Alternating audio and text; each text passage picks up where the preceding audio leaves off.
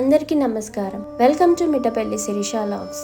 ఈరోజు నేను కందూరులో ఉన్న శ్రీ రామలింగేశ్వర స్వామి టెంపుల్ గురించి చెప్పబోతున్నాను. ఇది చాలా పురాతనమైన టెంపుల్. ఇది 11వ శతాబ్దం అంటే కాకతీయ సామ్రాజ్యంలో ఈ టెంపుల్ ని నిర్మించబడింది. అది ఎవరితో అంటే ప్రతాపరుద్రుడు. ఈ రామలింగేశ్వర స్వామి టెంపుల్ కూడా ఎలా ఉద్భవించింది అనేది కూడా నేను ఇప్పుడు ఆ స్టోరీ కూడా చెప్పబోతున్నాను. ఏంటంటే పూర్వం తుమ్మాలి అనే వంశానికి చెందిన ఒక మహిళ రోజు కొండపైకి వచ్చి రామలింగేశ్వర స్వామిని ప్రతిరోజు దర్శించుకొని పూజించేది. కొన్ని రోజుల తర్వాత ఆమెకి గుట్టెక్కి రావడము చాలా కష్టమైంది. ఎందుకంటే ఆమె గర్భవతి కావడం వల్ల.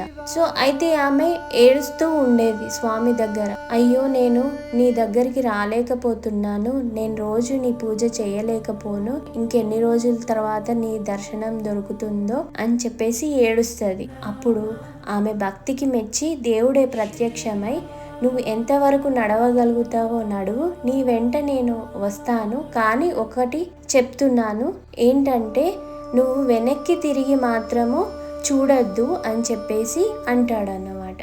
అయితే ఆమెకి కొంత దూరం వెళ్ళిన తర్వాత గట్టిగా పెద్ద పెద్ద శబ్దాలు రావడము, ఇంకా గంటలు గట్టిగా వినబడడం, ఆమెకి భయం వేసి వెంటనే వెనక్కి తిరిగేసరికి ఆమె అక్కడే శిలగా మారిపోయింది. ఇంకా ఆమె వెనకాలే ఆ దేవుడు రథం రూపంలో వస్తుండే. ఇప్పుడు ఆయన రథం విరిగి 2 చక్రాలలో ఒకటి కోనేరులో పడిపోయింది, ఇంకో 2వ చక్రమేమో స్వయంభూ లింగాకృతిలో దాల్చినట్టు పురాణం ప్రకారం చెప్పబడుతున్నారు. అక్కడ వాళ్ళు ఏది చెప్పారో నేను అదే చెప్పాను, కల్పించి ఏది చెప్పలేదు.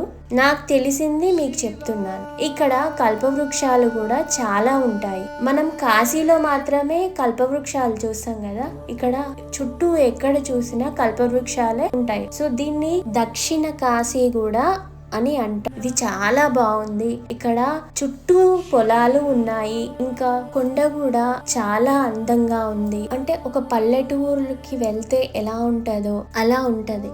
మన సిటీ అంటే హైదరాబాద్ నుంచి ఎన్ని కిలోమీటర్స్ ఉంటదంటే 115 కిలోమీటర్స్ ఉంటది. ఇది మహబూబ్ నగర్ జిల్లాలో అడ్డకుల మండలంలో కందూరు గ్రామంలో ANH 44 నుంచి కేవలం 4 కిలోమీటర్ల దూరంలో ఈ రామలింగేశ్వర స్వామి ఆలయం ఉంది.